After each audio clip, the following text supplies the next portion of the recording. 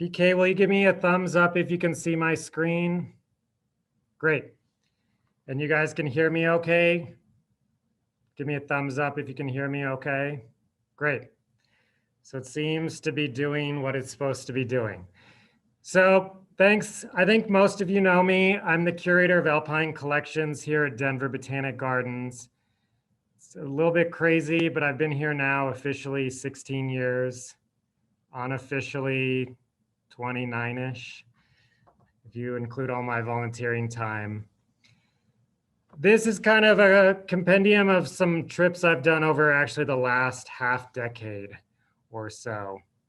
So we'll start kind of in low elevation down in Oklahoma and then kind of move up in elevation.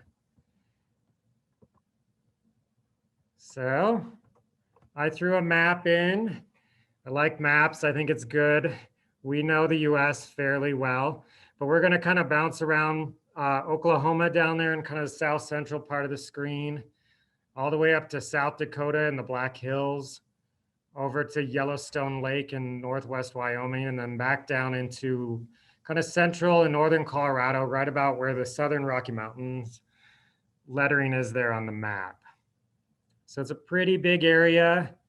There's about 5 or 6, 7 trips to share with you guys. So we'll start in Oklahoma.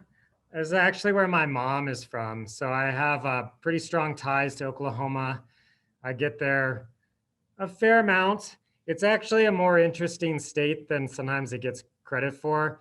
When I was growing up, their license plates said Oklahoma, it's okay. I've noticed that they've now changed those. I think you can get one if you're actually a Native American or not. You can have that on your license plate. But I think they finally modernized their license plates. It's a really interesting area floristically because it spans a meeting point of a lot of flora. In the southeastern part of the state, you actually have one native palm and like bald cypress swamps. Way up there in the northwest corner where Black Mesa is, that's the highest point in Oklahoma, just under 5,000 feet. You have ponderosa pines and pinyon pines and scrub oak. It looks a lot like southern Colorado. And then kind of everything in between, going from Colorado to basically Arkansas. So you have Great Plains, you have what they call the cross timbers, which is actually kind of near where my mom was born. And then even into parts of the Ozarks and Washita Mountains with rich, wet, deciduous forests. So it actually has a much richer flora than people give it credit for. It also sits kind of at the cross section of weather for the US. So as we've had more and more weird years here in Denver, I was kind of thinking about all the extremes that plants have to go through in Oklahoma. They have to go through drought like we get. It gets a lot hotter down there, but they also get these deluges and have a lot of humidity. So I was like, if plants can live in Oklahoma, a day in Denver or a life in Denver in a garden is probably kind of a piece of cake for them. So with that, in 2016, I went for a couple days to Oklahoma in early April. I think that's also kind of colored my picture of Oklahoma, as I never have been there. Actually, I've only been there once in the summer.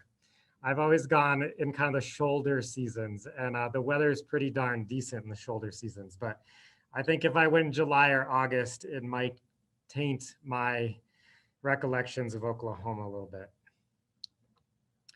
So I drove into central Oklahoma in 2016, stayed in the town of Arvin, which is kind of north central. It's near what's called the Gypsum Hills. And I was specifically looking for Phlox oklahomensis.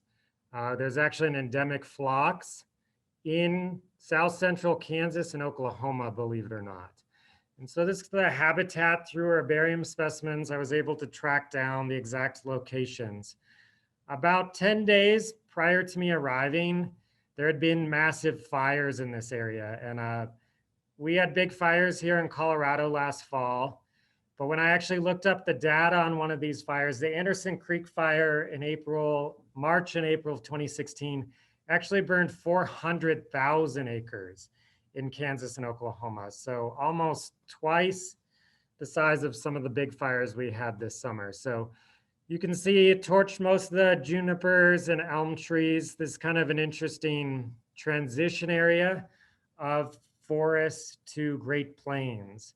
And this is on the gypsum or red hills, as they call them. So you can see there in the photos how the landscape kind of drops off. You're basically on one of the big, what I kind of call staircases that you either climb or descend as you leave Colorado and head towards the Mississippi. So here we are, literally right on the edge of one of those steps. Many people don't think of Oklahoma as having topography like this, but there's probably about 2 to 3, maybe 400 feet of elevation difference in this area. And these ravines are actually steep enough that if I'd fallen down into them, it would not have been a good thing. And so the fire had burned kind of around this. It was really fascinating. There are places where I could literally stand with one shoe in a burned part of the prairie and one shoe in the unburned part. But this is what I was after, was Phlox oklahomensis. A little phlox, as I mentioned, that's basically native to a couple counties in Oklahoma and a couple counties in Kansas. It's not considered endangered at the moment. I think it is watched by both states because it was probably never that populous where you find it. And it needs pretty specific habitats. It's in undisturbed prairie, which in that part of the Midwest can be pretty hard to find. But you guys saw the topography that it lives in, so that's why it's there. It was very, very hard to find, even with the exact data for the herbarium specimens. And then I remember the description in the Phlox monograph that it's incredibly fragrant. And there's a sentence in there that says that you'll smell it before you see it. So I'd driven all this way and I wasn't finding it. So I just sat down in the grass and just kind of let my nose do the work, so to say. And after a couple of minutes, I caught a really pleasant smell. And so I just kind of followed that down the side of a ravine into the grass. So you can see they're mixed in with the little blue stem and big blue stem grass there. It's only about 4 to 6 inches tall. In vegetation, that's about 2 to 3 feet tall. And then also growing with it was Anemone caroliniana, which is a really nice native anemone, kind of like Blanda. So here's a close-up. You can see why it's so difficult to find. I think in that one area, I probably found no more than 10 individuals. And the color varies from white to pale lavender in this population. So after I found it, I felt a little bit better and I could kind of focus on some of the other plants. April's a good time to go to Oklahoma for wildflowers. As you'll see through the program, I promise I'm not being paid by the Oklahoma Travel Board. But so Anemone caroliniana is in there as well. You'll find this in medium to high quality prairies. It's sometimes found in prairie cemeteries. As I mentioned, my family has a long kind of history with central Oklahoma. So there's actually a family cemetery not far from the farm that's still in the family. And I remember as a kid, once we went down and the cemetery is actually full of Anemone caroliniana and Houstonias, the little bluelets. And that just tickled me in high school. It was fun to see all of these prairie wildflowers just growing amongst the headstones. As time went on, the family takes care of the cemetery, and they had talked about how they'd really increased the quality of the turf grass in the cemetery. And the last couple times I've been there, they were very, very proud of the turf grass. But I noticed that all the wildflowers had been eradicated, probably because they'd put down something like weed and feed or sprayed with 2,4-D. So the last 2 times I've been there, no more Anemone caroliniana in the family cemetery, sadly. Also growing nearby was Allium drummondii. This was up kind of on top of those ravines where the grass was much shorter. There was buffalo grass and stuff like that up on top of the kind of little mesas. And so there was a really different kind of aspect of vegetation. So this was a little allium, only about 3 or 4 inches tall, but just kind of hanging out there. There was probably about 10 or 12, maybe 15 things in flower in the first couple days of April there. And then after I found the phlox, I wanted to head down to the Wichita Mountains, which are in southwestern Oklahoma. So by then I had navigation on my phone. So it took me all these back roads that I had never been on. So I got to go through some kind of scenic parts of Oklahoma. Where my mom grew up is actually super flat, what everyone thinks of Oklahoma. But these are more of those gypsum or red hills with actually mesquite trees. This is kind of west central Oklahoma. And then kind of nearing the Wichita Mountains, there's an area of limestone. So anytime you find real rocky areas in the prairie, they couldn't plow that. So you're probably going to have fairly high quality vegetation. So here's Allium drummondii again in full bloom, probably about 100, 200 miles south of where we saw it in the other slide. There's an unknown white mustard in there. I think it's a Lescarella. I tried to key it out and I actually haven't been able to key it out. And then the wind does blow in Oklahoma a lot. So you will find a lot of windmills now and kind of the distance up on the hills and stuff, just like in Kansas and Nebraska and Wyoming. And then along the roadside down there, spring was a little more advanced. Trees were starting to leaf out. There was Burbenia or Glandularia bipinnatifida. This is in the Plant Select program. I've actually maybe only seen it in Colorado once. It was all along the roads. Very, very pretty. And then these are actually the Wichita Mountains. Oklahoma has a few more mountains than people give it credit for. It's actually a lot more topography there than, say, Kansas or Nebraska. Kansas doesn't have a ton of major rivers cutting through it, so it hasn't been cut down like parts of Oklahoma.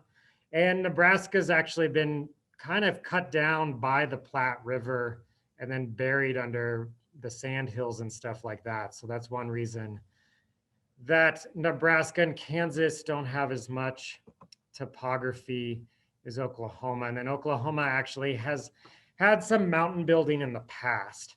So there was a interesting kind of conversation on Facebook when I posted this. Some people called it a hill. And that's probably true. It only rises about 800 feet above the surrounding landscape. And by some definitions of a mountain, it has to rise 1,000 feet. But then I came across a definition that I liked a little bit better between mountain and hill. And it said mountains are actually formed from tectonic ways and hills are erosional. So most of what you have in Kansas would be hills because they are literally just the sediment being eroded away. But this is actually part of an ancient mountain range that may even predate the Appalachians, that kind of runs through from western Texas all the way into the Ozarks and Washitas of Missouri and Arkansas. And these were formed a long time ago, eroded down, and then were actually buried under sediment during the Cretaceous period when the central part of the US was that intercoastal seaway that laid down a lot of fossils that we see here in places like Wyoming and Colorado. So these have actually been eroded back to the surface. And most of the mountain range is still actually underneath the surface in Oklahoma and Texas. It kind of pops up here and there. So the Wichita Mountains are actually some of the highest parts that are poking through. And then going up into them once again, because they're rugged and it is actually a wildlife sanctuary. It's fairly undisturbed prairie again. So you get things like masses of Amsonia, which were in bloom. These were quite nice. This is a really popular place for Oklahomans to go on the weekend. And I think I was there on a weekend and it was actually nuts. The top of the parking lot on the mountain was like Pikes Peak or Mount Evans. in July or August. There was almost no parking. There were parking directors. There were tour buses dropping people off. But on the way up, no one was stopping for the masses of wildflowers. So I could stop and basically have peace. So here's a close-up.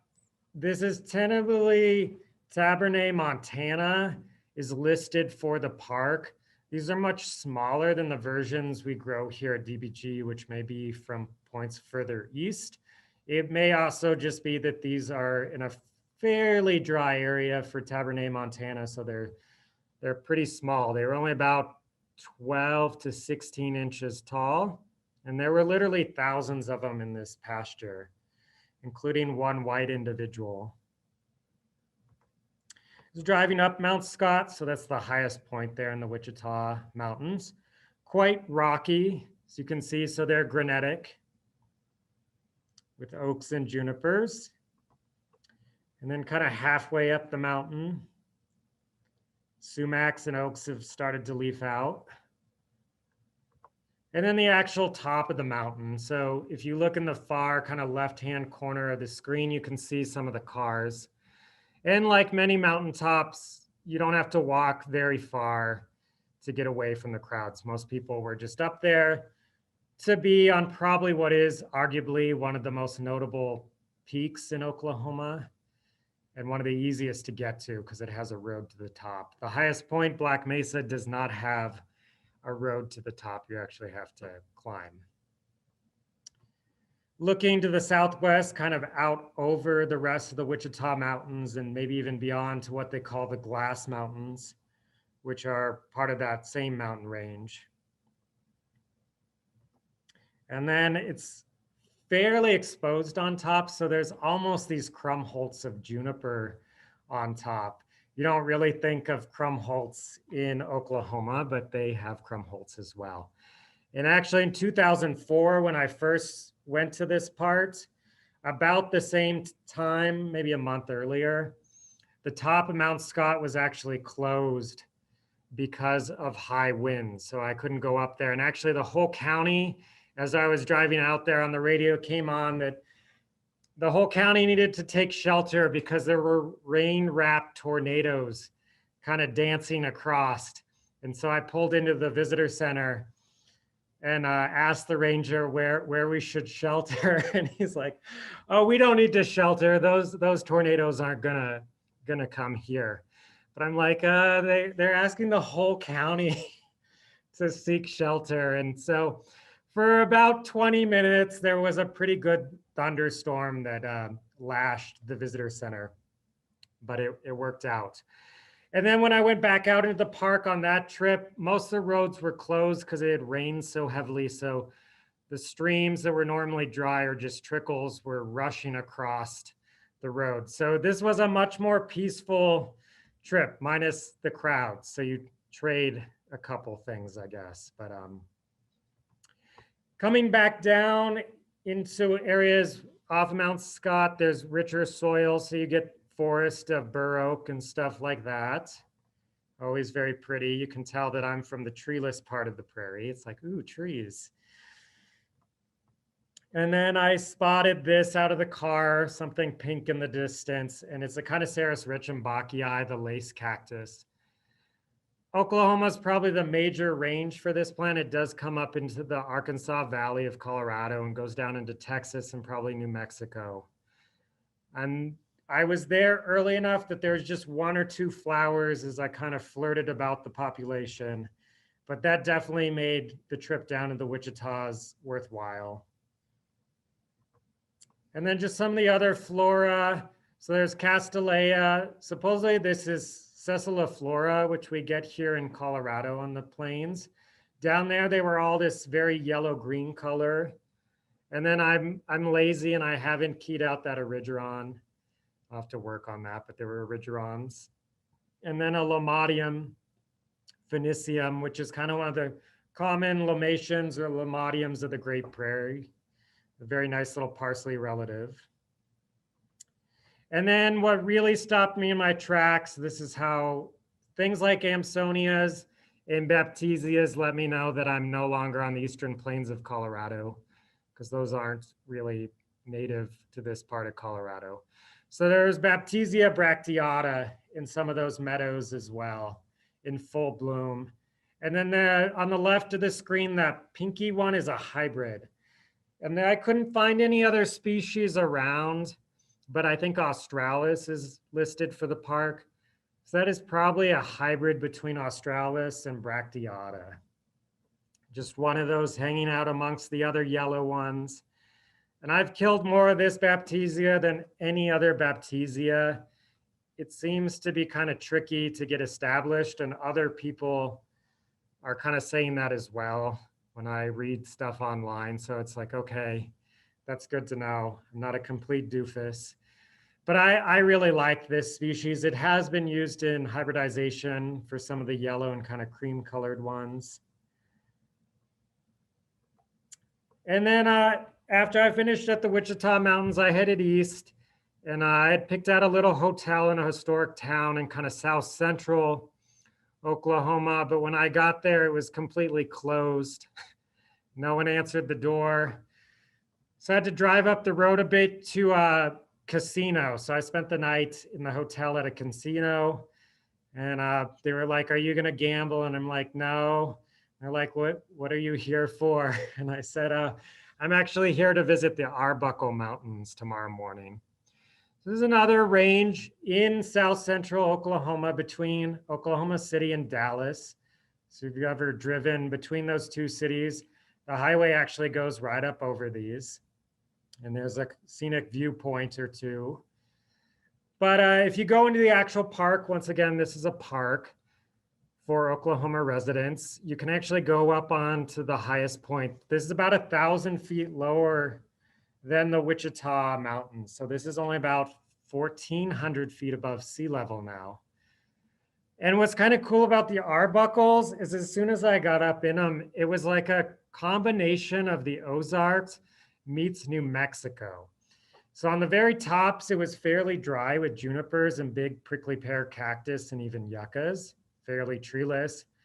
But as you can see, kind of looking down into the ravines, there's things like oaks and probably even hickories and stuff like that. So it's kind of this fascinating east meets west, truly. And I like areas like that.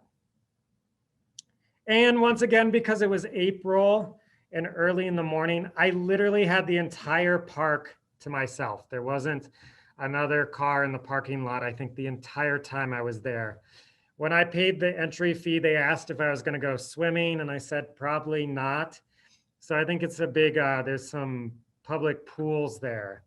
So it sounds like it's pretty popular once it gets hot.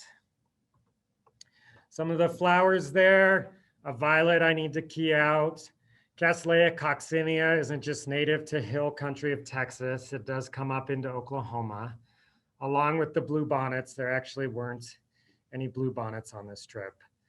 And then a little Linaria species, and this may be the species that actually appears here in Colorado, which I think is canadensis. So once again, tons of little wildflowers, probably 15 to 25 species of flowers if I poked around.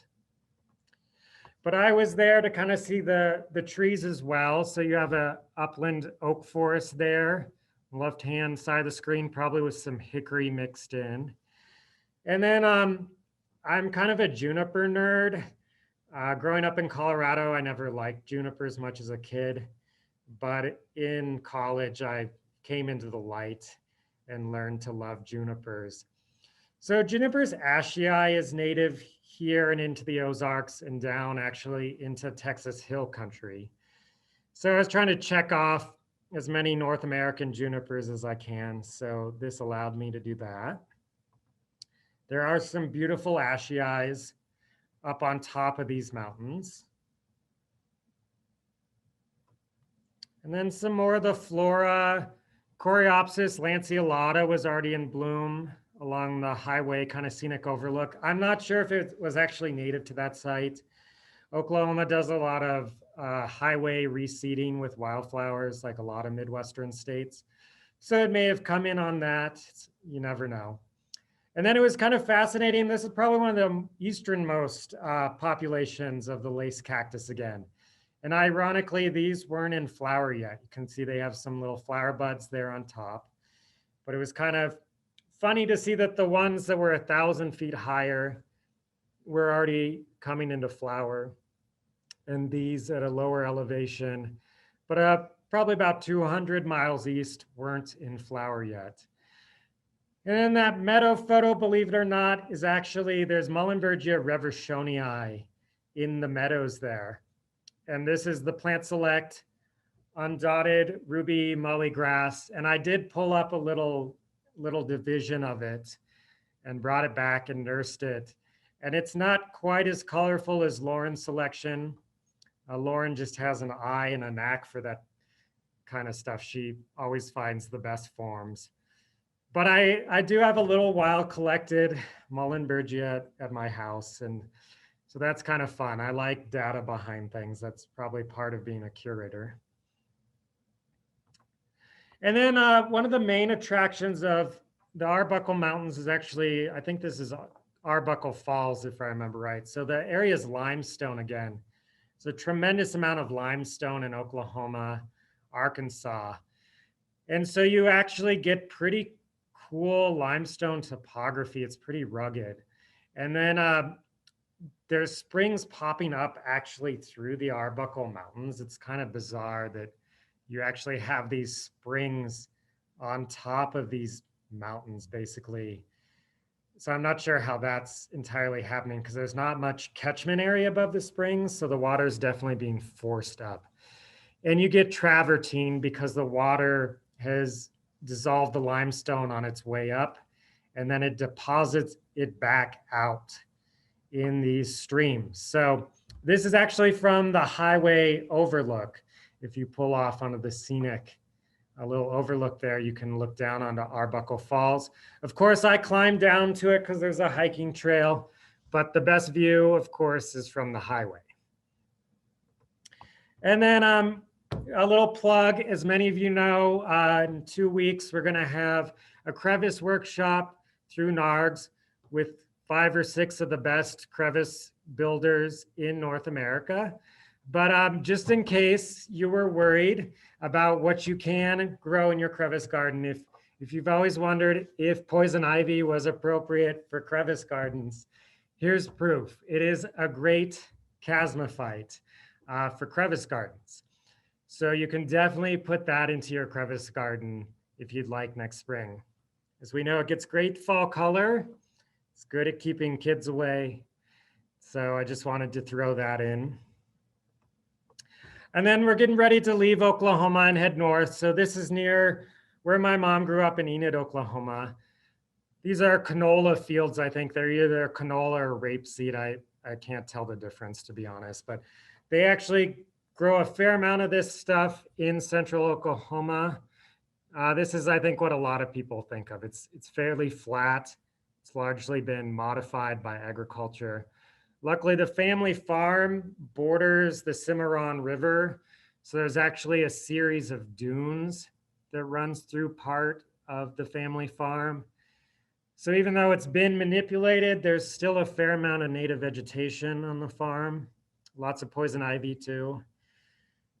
So we'll leave Oklahoma now and head north. We're gonna skip a year. Most of you know that between that Oklahoma trip and this trip, I did a master's in environmental biology at Regis. So there weren't a ton of trips in between. But then in 2018, I kind of got back on the road.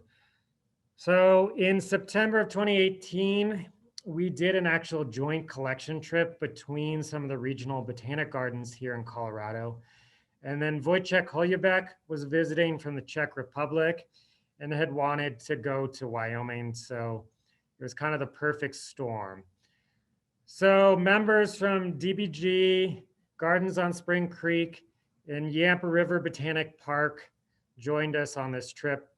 Betty Ford Alpine Gardens was written into the agreement for the germplasm collected on this trip with the National Forest, but Nick Corton's wasn't actually on this trip, but they have plants from this trip.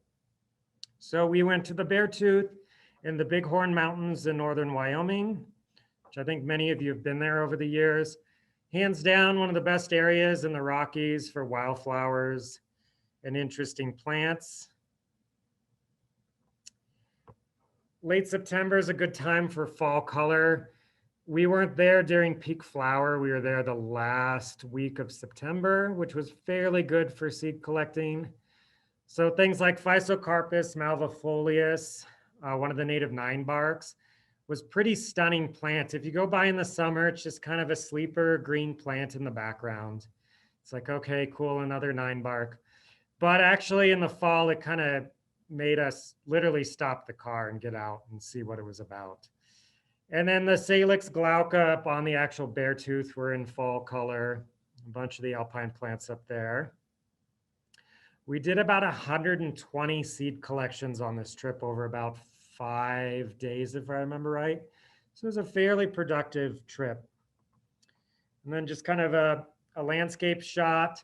There was a cold front coming down from the north on the first day we were on the Beartooth.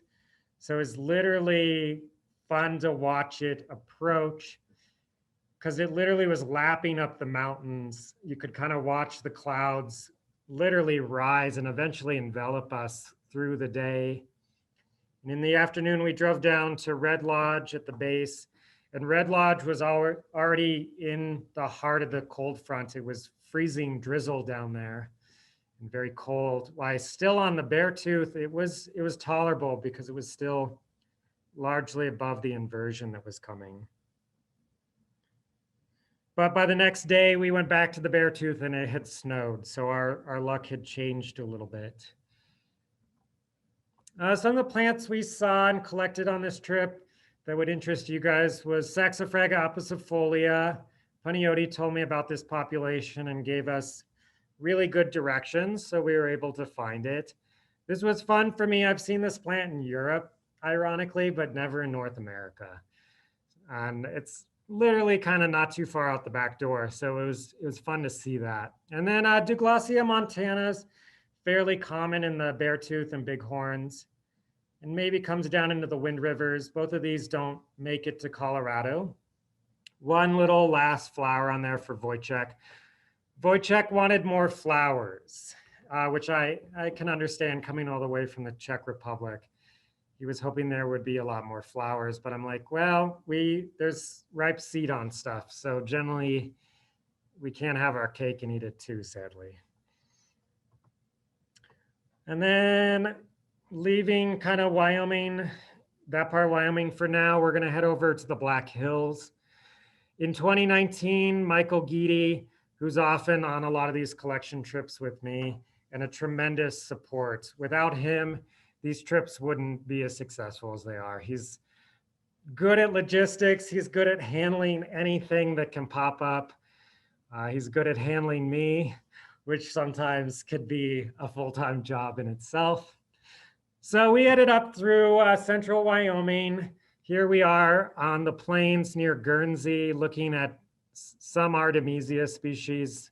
I think it's a form of Tridentata. We never truly keyed it out. It's actually been run over by the highway mowers. So that makes it kind of hard to fully key things out. And then the hills there in the distance, you can't see because it's too far out, but that's some of the southernmost populations of Juniperus horizontalis, the creeping juniper, a really common landscape plant, kind of almost looked down upon. But there's a lot of interesting forms of it here throughout the American West. And most of what's sold in the trade actually comes off the East Coast. So these forms are incredibly drought tolerant. And some of my colleagues, Mike Bone and Kevin Williams, have specifically collected these forms from Guernsey and points beyond. And then this is in the actual Black Hills. The Black Hills are a great trip. You can make it there in about 6 hours, depending on how fast you drive and how often you stop.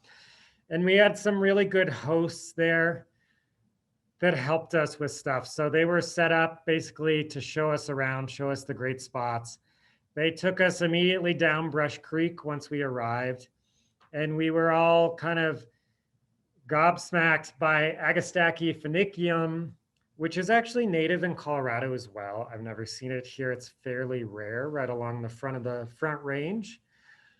there it's very plentiful. And I'm like, stop the car. And Tom and Rob, our hosts, were like, why? And I'm like, because there's an Agastaki. And they're like, oh, that's really common. And we're like, well, we still want to see it. And so we got out of the car, and Amy Schneider, who also came on this trip, Michael and I were just completely enraptured with this bluish Agastaki.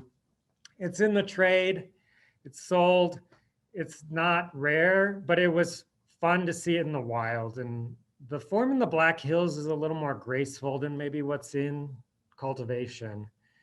Tom and Rob still tease me about this. They're like, you guys were so excited about that. And we're like, that's old hat.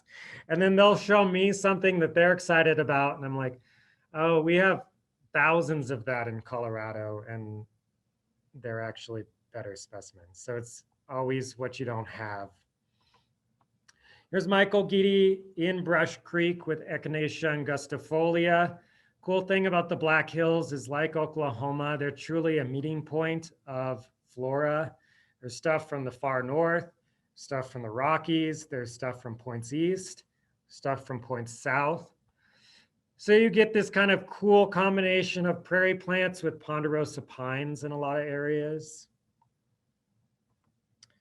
And then this is on another creek they took us to, because I was specifically looking at a lot of things that are disjunct from the eastern US, a lot of woodies, things like bittersweet vine, bur oak, paper birch, ironwood, stuff like that. There's even ferns. I never keyed this out. And then the next day they took us to the northwest part of the Black Hills, which are even wetter. So 2019 was a super wet year for the Black Hills. Tom and Rob, our hosts, said that they'd had about 40 inches of precipitation by the time we arrived in late August. So stuff was super, super green. You can definitely tell I'm from Colorado and used to dryness, because I was just kind of over the moon with how green it was, how lush things were, how many flowers there were still for the last week of August. This is Upper Spearfish Canyon. Once again, this is a limestone area. The Black Hills are really cool because there's a lot of geology there. There's a granitic core surrounded by a bunch of sedimentary rocks ranging from sandstone to limestone and shale. There's things like schist. Pretty much almost any type of rock you could want is generally somewhere in the Black Hills. And it's kind of arranged like an onion, like if you cut the top of an onion off, the center of the onion would be kind of the granitic core, and then each layer is kind of one of those sedimentary or metamorphic layers surrounding it. And so this is technically in one of those more outer layers, the limestone layer. So once again, anytime you have limestone and water and springs, you get travertines. So Upper Spearfish Canyon has these travertine terraces in it that the creek flows over. And then that's a forest of Black Hills spruce, Picea glauca. So this would be one of those disjunct plants from the boreal forest that got pushed south during the Pleistocene. And things are nice enough in the Black Hills that it stayed around. For a long time, it was considered a variety of white spruce. But then someone actually did some genetic work on it, and I guess there's actually no genetic difference between the Black Hill spruce and the white spruce that grows around where my dad grew up in northern Michigan. So it's no longer considered a variety. It's just Picea glauca with a South Dakota accent. We were in Upper Spearfish Canyon because there's a lot of fun stuff in there. It is truly like going to Northwest Montana or even into the boreal forests of Canada. So I'm into all kinds of plants, including viburnums. This viburnum is native to Colorado, but it's fairly rare. And actually there in Spearfish Canyon, it's fairly common. And so we were there to see if we could collect seed off of it and just how many individuals there were. And then some of the other flora, late August is not prime time for flora there, but Lilium philadelphicum was in seed. A true plant nerd plant there, center screen is Helenia deflexa. It's actually a gentian relative. It's just finishing flowering, so that's about as exciting as it gets. It's American spurred gentian, or sometimes also called, I think, green spurred gentian, because the flowers tend to be greenish. Total plant nerd moment there. I was really happy to finally see that plant. And then Spirea betulifolia, which also is found in Wyoming and Montana, makes it out to the Black Hills. Just some of the habitat showing how wet it is. So there's basically moss and things like Cornus canadensis, which you find in Michigan, where my dad grew up, or in Canada, and even Linnea, the twin flower there, which is another boreal plant. We do have both of these in Colorado, but they tend to be in pretty specific habitats.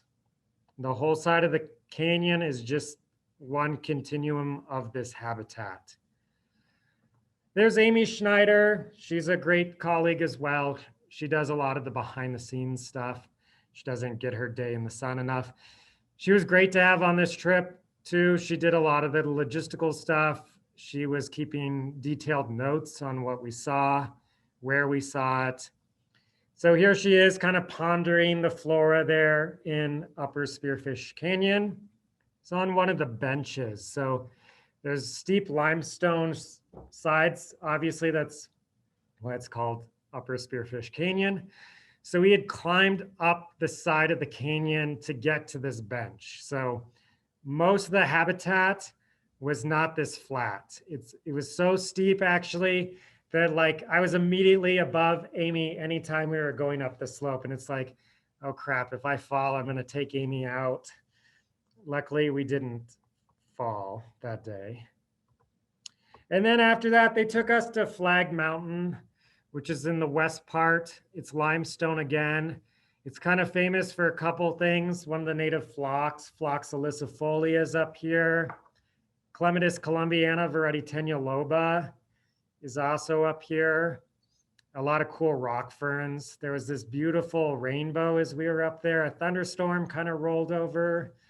I was a little nervous. They weren't quite as freaked out as I was. I think that's probably the Coloradan in me.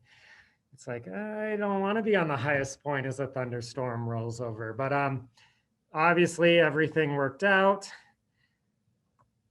The next day, they took us to Hell Canyon. This is in the southwest part of the Black Hills. Once again, limestone. It's not surprising that a lot of our time was spent in the limestone areas because it's so rich. This area burned, I think, in 2000, and it was the largest fire to date in the Black Hills. I think it burned something like 180,000 acres. So here's just Andropogon, the big blue stem, not rare, but as I mentioned, it was a beautiful wet year. So the grasses were really luxuriant in 2019 in the Black Hills. And it was the best of both worlds, mountains with prairie. I think that's how I would sum up the Black Hills with northern disjuncts. I didn't put it in, but there's even a small population of cranberry in the Black Hills. And I got to see that this fall with the botanist. It's only about 10 by 10 feet, and it's the only patch of cranberry between Minnesota and Montana. Some of the stuff in Hell's Canyon, once again, not necessarily anything super, super rare. Liatris punctata, which we have here in Colorado. It's our very common liatris. But we did find some white individuals. And this fall, when I went back, we were able to collect seed off the white individuals. We don't know if they'll come true, but it would be fun to have a white Liatris punctata. There's also Symphylotrichon oblongifolia, the aromatic aster is there. This is what Claude Barr selected his Dream of Beauty, a pink cultivar from, and it was introduced in 1960. It's hard to go to the Black Hills and not mention Claude Barr. Many of you know him. He wrote the book Jewels of the Plains, and he lived not far from the Black Hills in Smithwick, South Dakota. And he did a lot of landmark work with Western prairie natives and probably knew the prairie and its flora almost better than anyone alive at his time. Some of the limestone again. So if you look kind of close, there's actually rock ferns and goldenrods and all kinds of stuff in there. Even some poison ivy is creeping around in spots. So you had to be kind of careful that you just didn't run off into the vegetation. And once you caught sight of something you wanted to see a little bit closer, you had to check around a bit. Form of Cheilanthes. I can't remember which species this is, but they were quite plentiful and looking quite good because of the rain. And then they took us to Battle Creek. So this is in the eastern Black Hills, basically behind Rapid City. Battle Creek is actually part of the water supply for Rapid City. There's not a lot of big streams in the Black Hills, partially because of the topography and geology. I think there's a lot of underground water with that limestone. So actually Upper Spearfish Creek, which you guys saw there, is actually the largest above ground stream in the Black Hills. Battle Creek isn't real big, but you get things like Burr Oak along it again. And then we were there because it's home to Astraea virginiana, the hop hornbeam, which is native in the eastern deciduous forest. It's even a component where my dad grew up in Michigan. And I think it's even a component down in far eastern Oklahoma. It's kind of one of those unsung trees of the eastern deciduous forest because it's always an understory tree. And that's how it likes to be. It wants to hang out under other trees. It doesn't need to be the star of the show. But here in the West, it actually isn't always an understory tree. It's along the creeks, kind of hanging out with the oaks and the cottonwoods. And these Western populations are much more heat and drought tolerant, I've been told. So we were there to see those. I like sunflowers. Any sunflower is kind of sacred. So here's Helianthus graciosulatus, the sawtooth sunflower. I don't think we have this in Colorado. It's kind of a Midwest thing. Makes its final appearance in the Black Hills. There's Amy in the distance. You can see how wet it was. The grass is incredibly lush. And actually a lot of it had been matted down because Battle Creek had flooded a couple times prior to our visit. You get things like paper birch and the Eupatorium maculatum. Both of these are native where my dad grew up in Michigan. So it was kind of fun to see these in South Dakota. That's kind of the beauty of the Black Hills. There were moments where it's like, am I in Colorado with the ponderosa pines? And then I'd turn around and on a north-facing slope with the birch, I could be back in Michigan. Or if I was in a spruce forest, I could be in Alaska. Or if we were out in Hell's Canyon in the full sun with the prairie grasses, you could be anywhere in the Western US.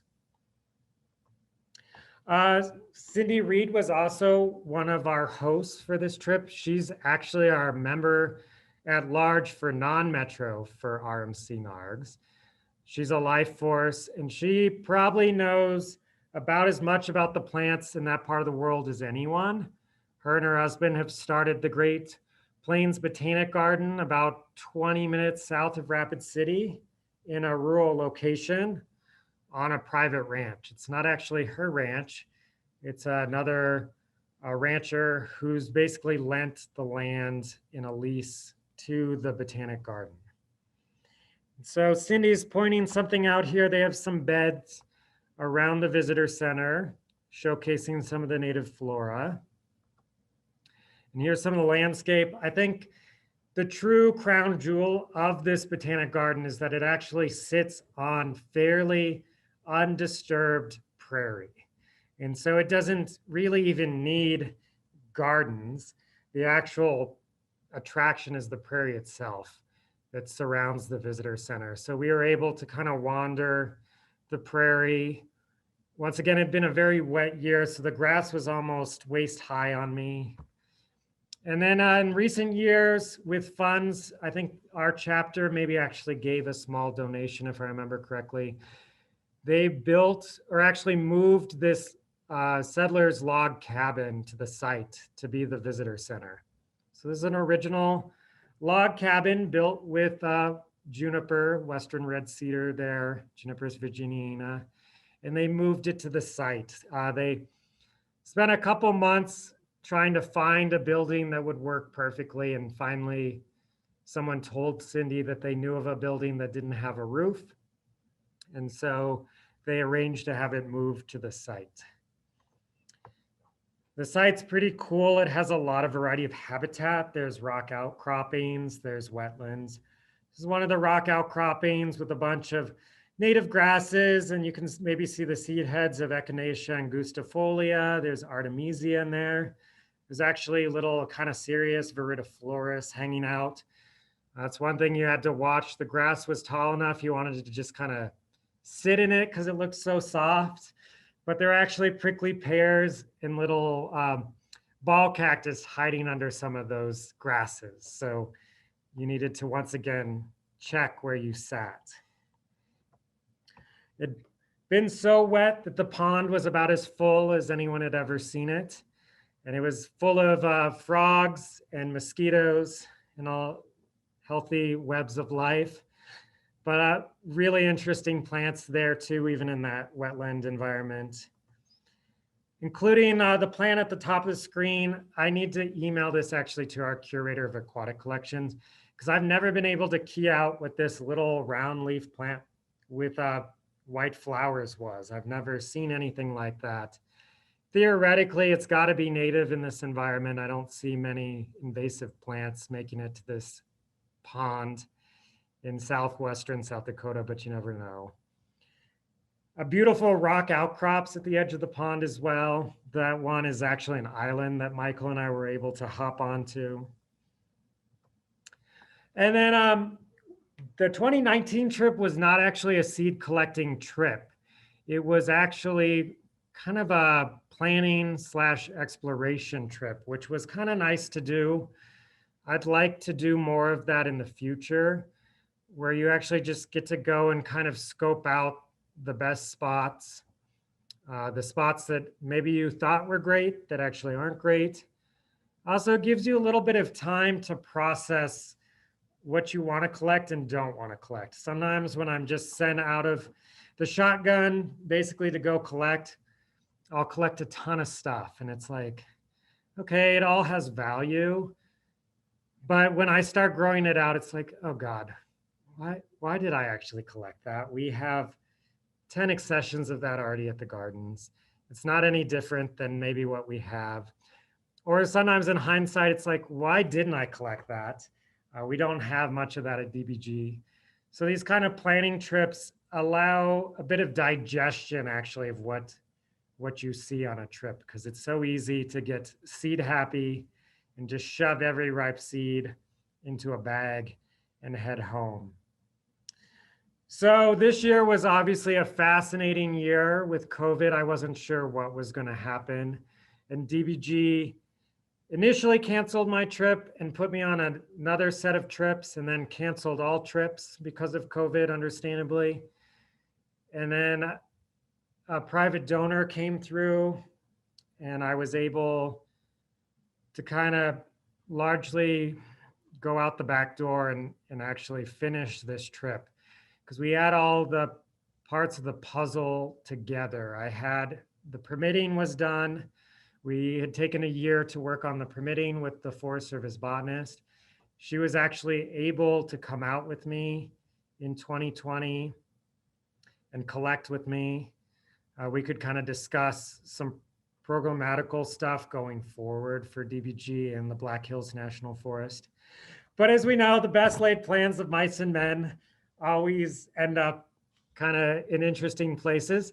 So I set out. I actually had to delay my trip a day because the roads in Wyoming were closed by that early September snowstorm that we had. And Tom and Rob, who were my hosts again and actually lived there in the Black Hills, were sending me photos the day before I was originally going to leave of 10 inches of snow at their house. And I'm like, oh, lovely. We have all the permits and all our I's are dotted, our T's are crossed, and now there's 10 inches of snow on everything. But I went 2 days later, and the snow had largely started to melt. And so we were able to do a fair amount of collecting in all the areas that we had wanted to. The photo on the left was not caused by the snowstorm. In the Northwest Black Hills, they actually get tornadoes, I guess, every year. And so this is the aftermath of a tornado that happened a couple years ago, took down a bunch of big ponderosa pines. And actually, I didn't throw it in, but they drove me through an area on this trip that had just been hit by tornadoes this past summer. And it was fascinating to see what a tornado does in canyon topography with fully wooded canyon sides. It basically leveled the forest. And so we're going to leave the Black Hills and kind of focus here closer to home. There's discussion to continue working with the Black Hills National Forest on some germplasm collection and stuff like that. It's such an interesting area, as I alluded to. It also makes it easy to do some conservation work for them. They have a couple rare willows where there's literally less than 10 individuals in the wild. So it'd actually be really easy for Denver Botanic Gardens to back up every single one of those willows. So if something ever happens, we could offer cuttings back. Or ironically, limber pine is incredibly rare there. There's something like 7 mature individuals of limber pine in the Black Hills. And so once again, we've discussed a project that maybe DBG could back up literally carbon copies of all 7 individuals that we could always offer back as grafted material. So we've been kind of discussing stuff like that going forward. It makes it easy when the area is that small and has that few individuals, because you can capture the entire genetic diversity behind the population. But sometimes here in Colorado, there's argument outside of seed banking, can we actually hold the entire genetic diversity in a living collection? And that's a discussion for another day. So coming back home to Colorado, we weren't allowed to do much travel this year. We could do local day trips. And with Betty Ford Alpine Gardens, DBG, and the US Forest Service have been working behind the scenes on the North American Botanic Garden strategy for alpine plant conservation. So over the last almost 3 years with Nicola, some of my colleagues here, we've been drafting a 16-page document to hopefully guide botanic gardens here in Canada, the US, and Mexico on actually conserving our alpine flora. And not surprisingly, it focuses on what we call in situ conservation, which is conserving plants in their native habitats. And with alpine plants, that makes the most sense. And ironically, just yesterday, I got the final copy of that document. So shortly here, we'll probably be sharing that widely with various groups. But Betty Ford Alpine Gardens had already received some funding to actually go out and start do some seed banking with this project, and also to go in and kind of look at the condition of certain alpine areas. So we actually started going out and visiting some of these areas of concern in Colorado. These areas are monitored through the Colorado Natural Heritage Program. They were picked at some point for having high biodiversity and being good areas to conserve. So we went in and we're actually kind of grading these areas. And it was the first summer, so I think we have some work to do on our grading scale. But kind of after visiting some of them with the technician from Betty Ford Alpine Gardens, I'd kind of walk away and be like, I'd give that area a B-, or I'd give that area a C+, for these various reasons, that it's trampled in certain areas. Or I'd give that area an A actually because there's no social trails. Everyone's staying on the trail. Vegetation's fairly intact. There's no parking lots in the middle of it, stuff like that. But behind the scenes, I was also working on a couple years ago, because I'm a hyper nerd. I had created a list of what I call Colorado's charismatic alpine flora that I hadn't seen in real life. And it was really only about 15 or 20 species of fairly showy plants native to Colorado and the alpine tundra that I actually hadn't seen. So I was secretly working to check some of these off, and a lot of these fall into some of those areas we were visiting.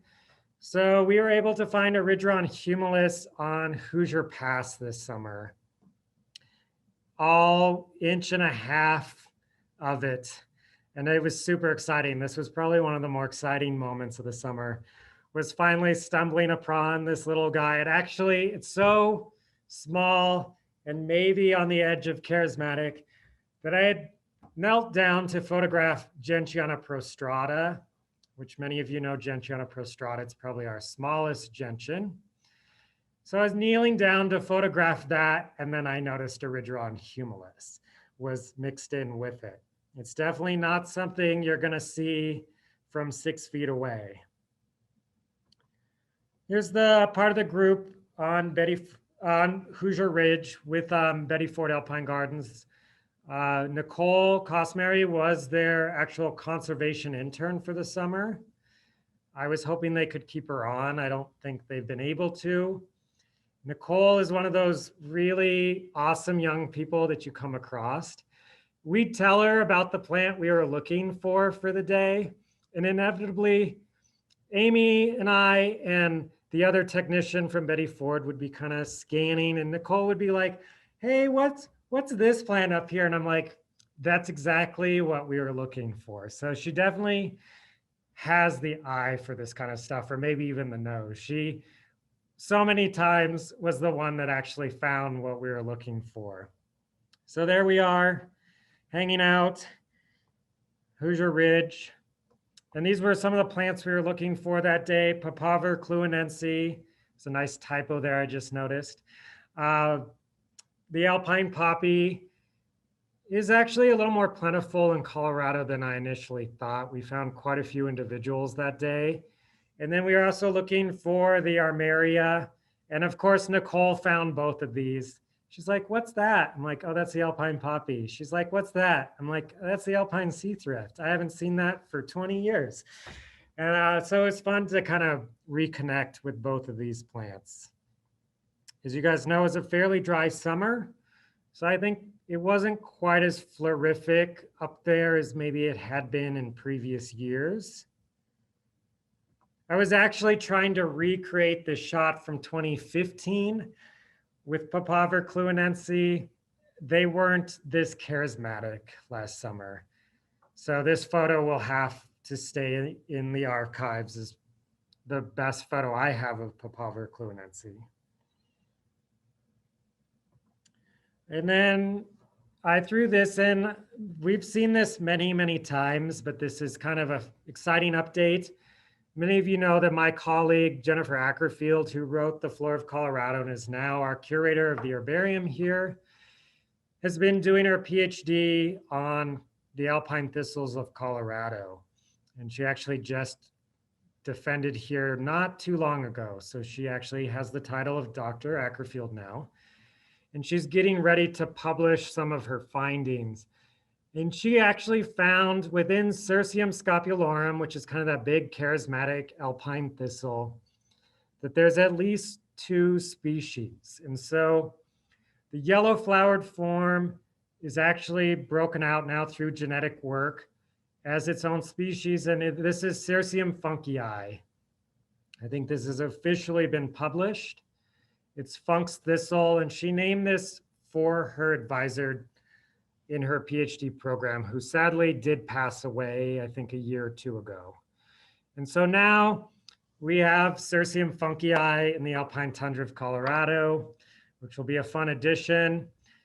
Stay tuned. She's going to be putting out a couple other species, and there's still a lot of work to be done with the thistles of the American West. She did a presentation in September for CONIPS called This Will Be Fun. kind of untangling some of Colorado's prickly messes. So stay tuned.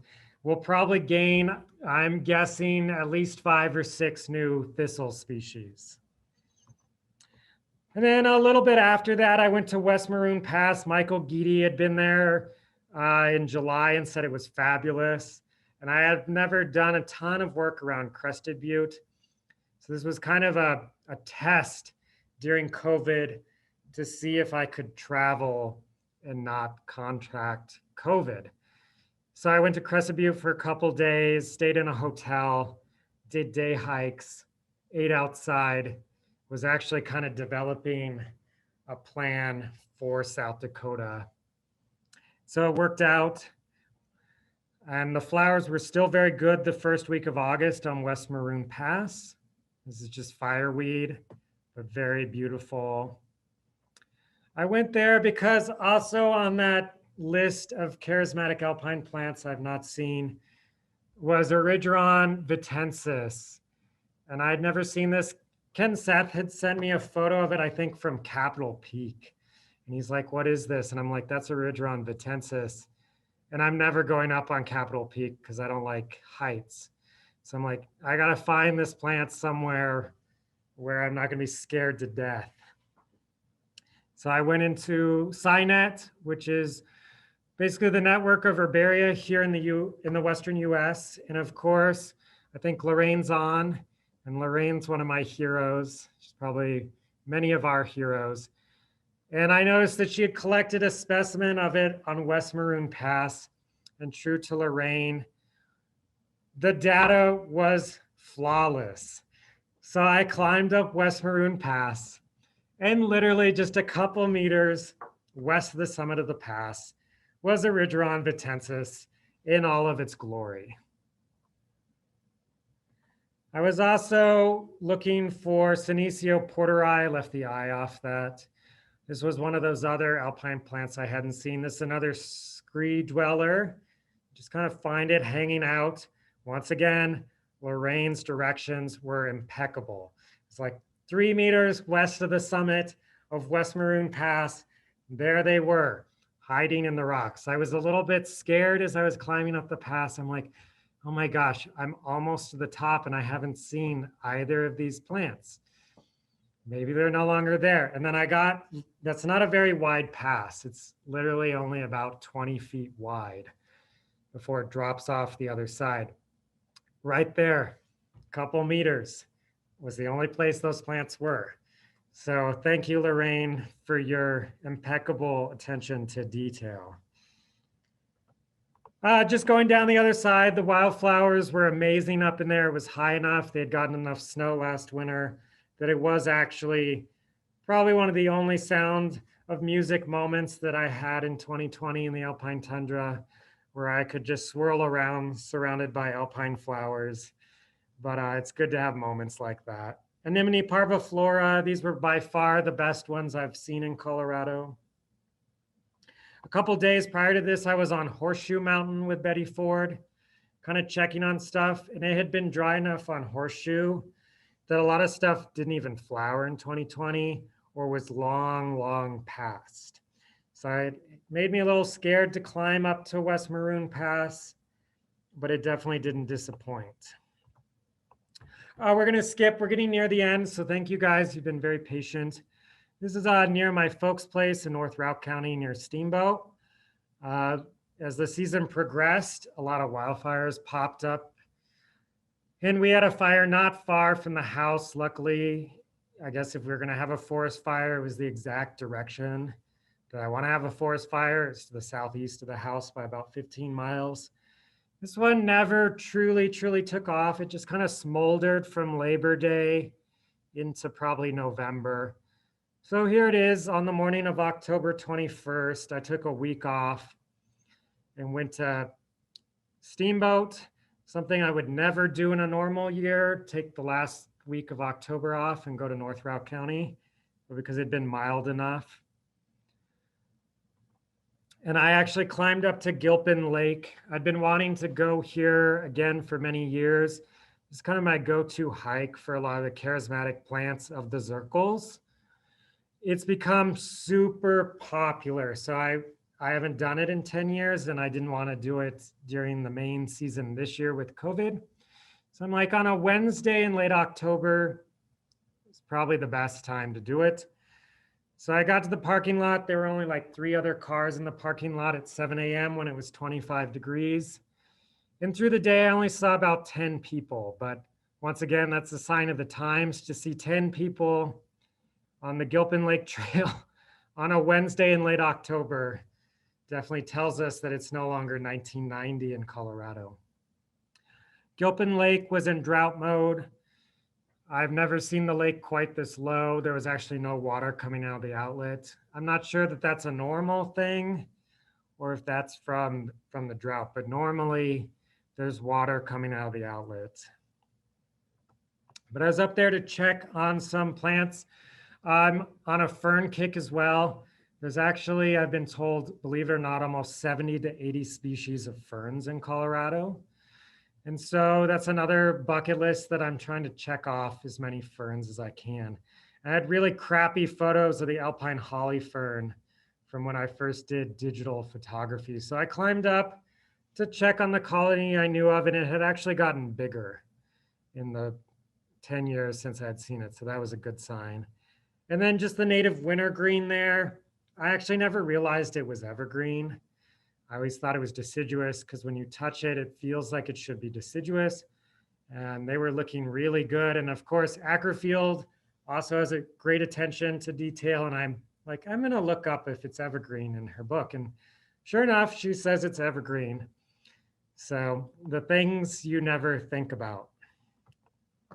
The very next day, Ryan Keating from Yampa River Botanic Garden, or formerly of Yampa River Botanic Garden in Steamboat Springs, he's kind of in between jobs at the moment, had wanted to go out to Dinosaur with me. And so I was checking ferns off the checklist. So I said, there's a bunch of ferns out in far northwest Moffat County. So do you want to meet me out there?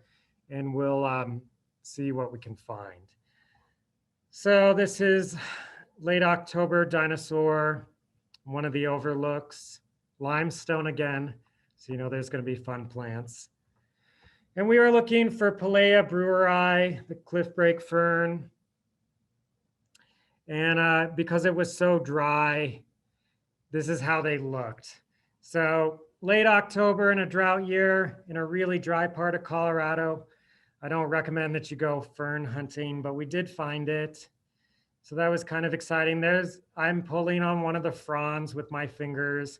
So that's the scale of the plant that we were looking for in this vast landscape. But it lives on north-facing limestone cliffs. And I think there's another typo there. I apologize for that. That should say fern. Here's the top of the cliffs that it was living on with arenaria or sandwort and kind of a sagebrush and serviceberry steppe in the distance. And then at the very beginning of December, I was still in fern mode, and someone on Facebook had posted a bunch of ferns down in the San Luis Valley. So I messaged her and asked if she could give me directions, and she just said she would show them to me. So typical of COVID time, we set a meeting point in a parking lot, and I drove the 3.5 hours from Denver to the San Luis Valley in December. And she was there in the parking lot, and we went for a hike near La Garita into Penitente Canyon, which if any of you have been there, it's a pretty cool place. You don't really think of the San Luis Valley as being a hotspot for ferns, but this canyon has just the right microclimates that it's one of the better spots to see Asplenium, Trichomanes, the maidenhair spleenwort. And this was on my bucket list. I think there's also male fern in there on the left. We were a bit thrown off because the male ferns, this is December 5th. We're still green in the crevices of this canyon. Why in late October in Routt County, they were brown and dormant. So I don't know if the microclimates are just so good in this canyon that they actually hadn't frosted yet, even though coming through that morning, the thermometer in South Park was registering 0. And I was like, ooh, it's going to be a brisk hike. But luckily, by the time I got to the San Luis Valley, because of microclimates and the day progressing, it was 42 degrees at the trailhead. It was actually a beautiful day to hike there. So we don't know if these are just male ferns hanging out or if they're actually an evergreen Dryopteris, just hanging out in a super favorable microclimate. And the reason these photos are a little dark and grainy is because the ferns are actually living in these crevices that are big enough that I could fit in. And sometimes so far back were the ferns that even if I crawled as far back into the crevice as I couldn't reach them with my arm. So they were way back in these dark, damp crevices, actually filled with bat guano and pack rat detritus. So we were also scared about that kind of poking around. So that's actually the end. So thank you guys. I'm going to stop sharing my screen.